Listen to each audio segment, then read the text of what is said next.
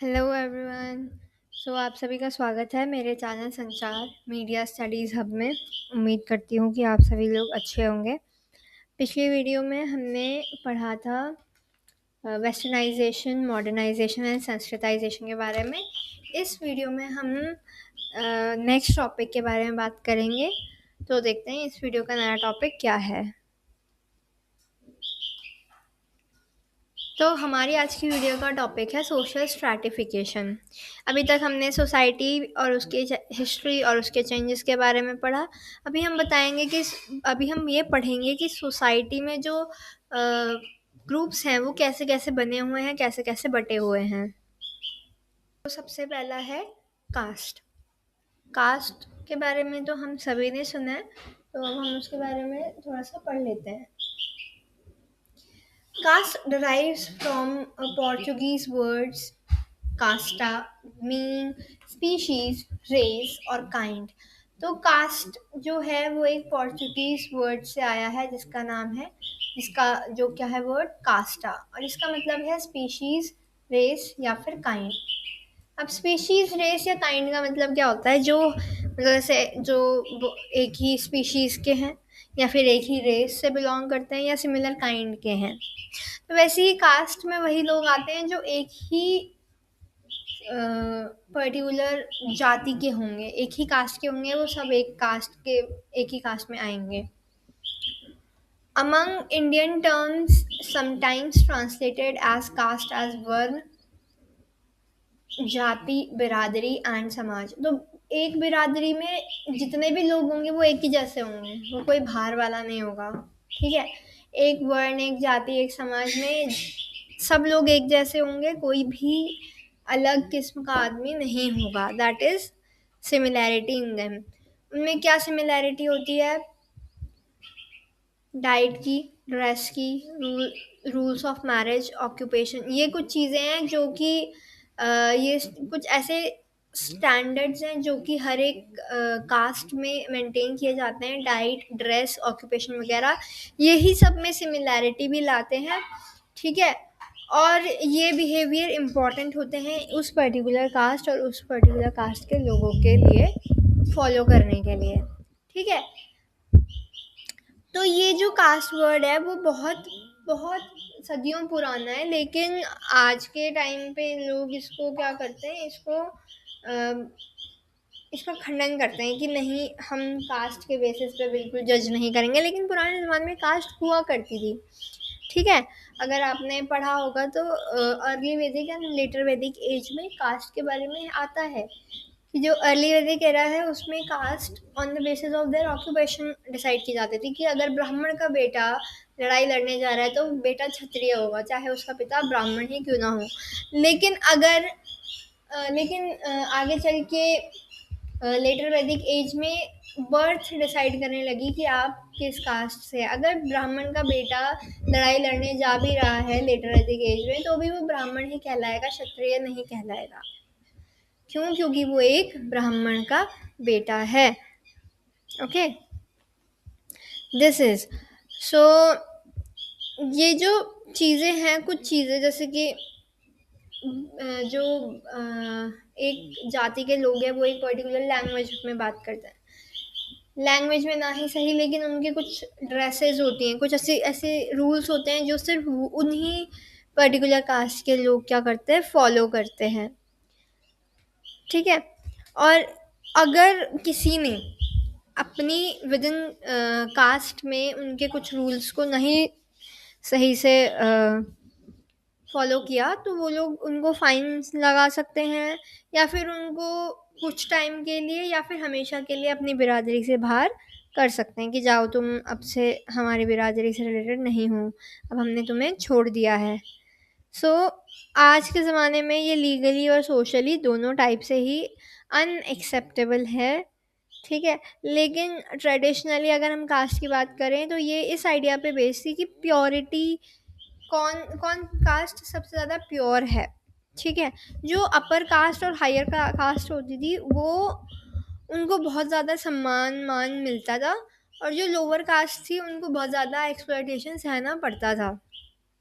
Okay, तो caste system हमारे society में एक ऐसा डिवीज़न है जो लोगों को हेरिडिटी और हायरार्कियल ग्रुप्स में डिवाइड कर देता है, ठीक है? ये मोस्ट कॉमन है इंडिया में, और कहीं हो ना हो इंडिया में है, ठीक है?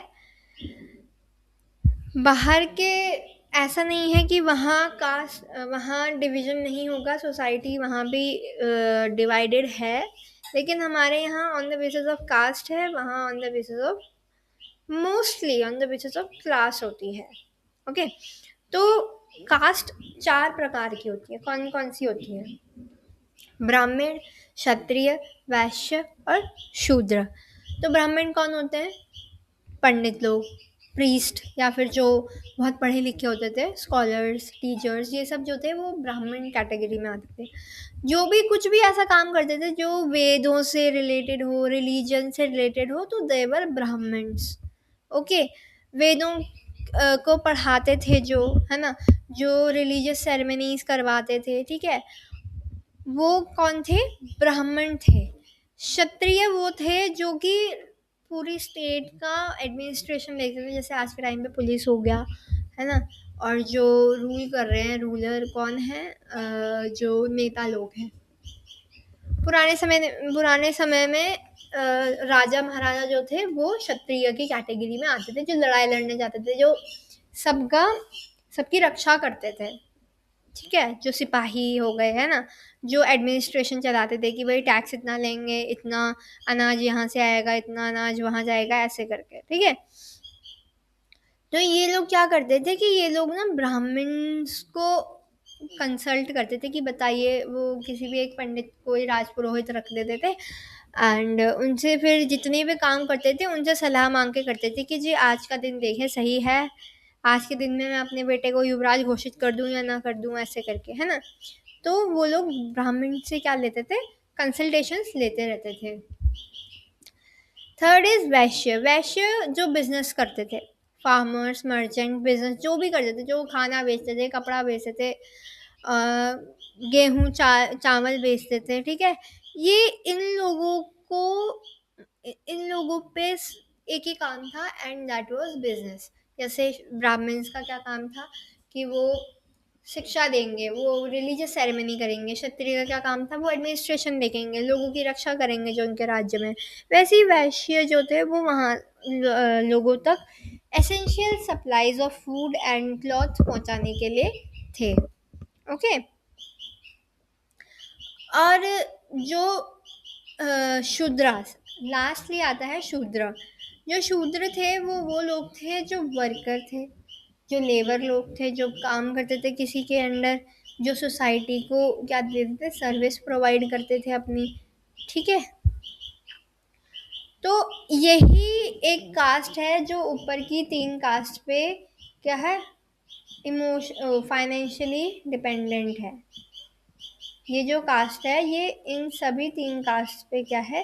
फाइनेंशियली डिपेंडेंट है, जबकि ये तीनों जो कास्ट थी, ये तीनों अपने आप में ही क्या है? Financially independent.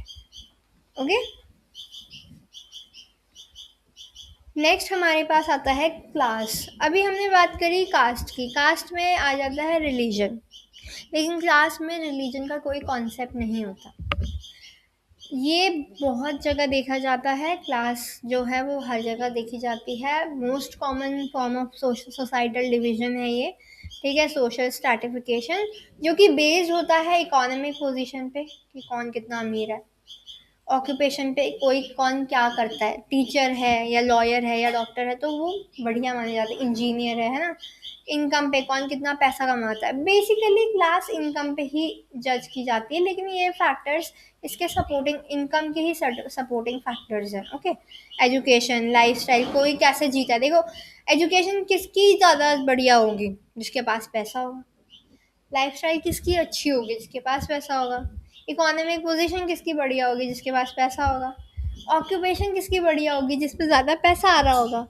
तो क्लास को जज करने का मेन जो फैक्टर है वो इनकम ही है।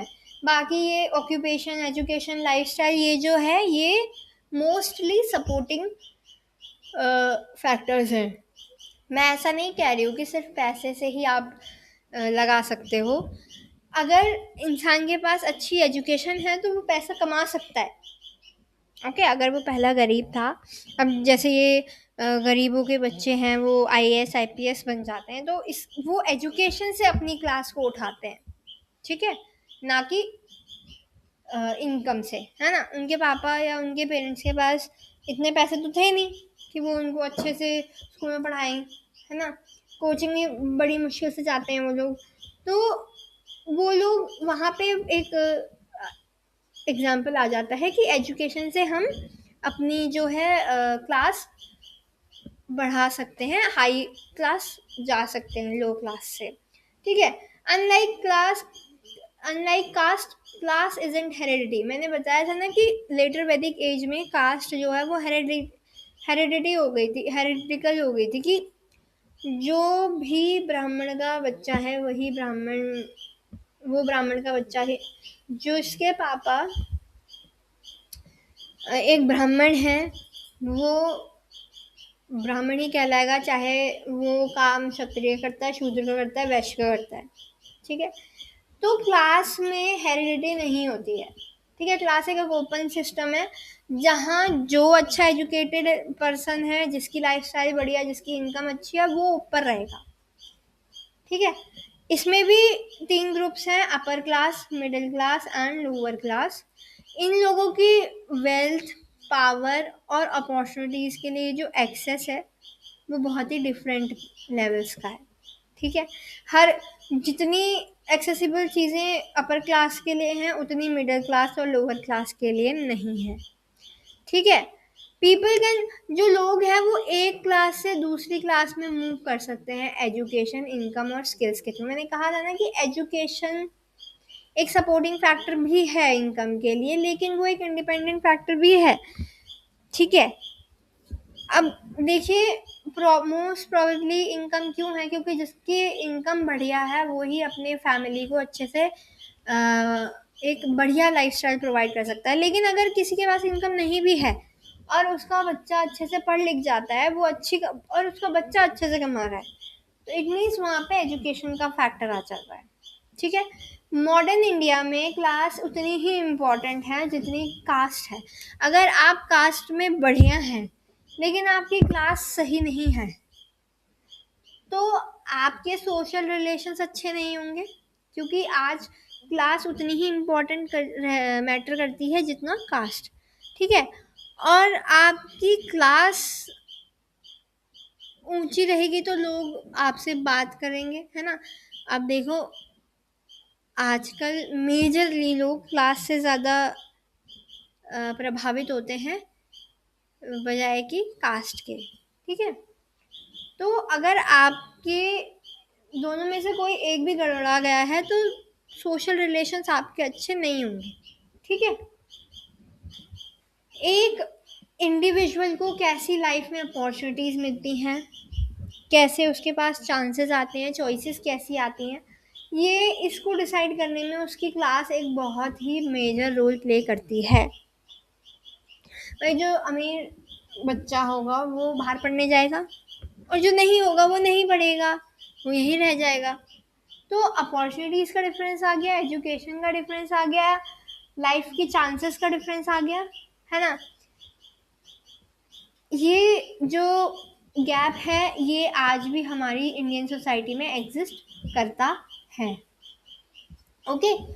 So, as India moves towards modernization, it's important to understand the concept of class to address issues like social justice and inclusive development. अब हमें concept of class की क्या ज़रूरत है, concept को समझने की, class के concept को समझने की, ताकि हम social justice, inclusive development, social justice मतलब सबके साथ equally रहना, इंक्लूसिव डेवलपमेंट मतलब सबका एक ही साथ डेवलपमेंट हो, ऐसी चीज़ों को एनकरेज करने के लिए सोसाइटी में कॉन्सेप्ट ऑफ क्लास को समझना बहुत ही इम्पॉर्टेंट है, ओके।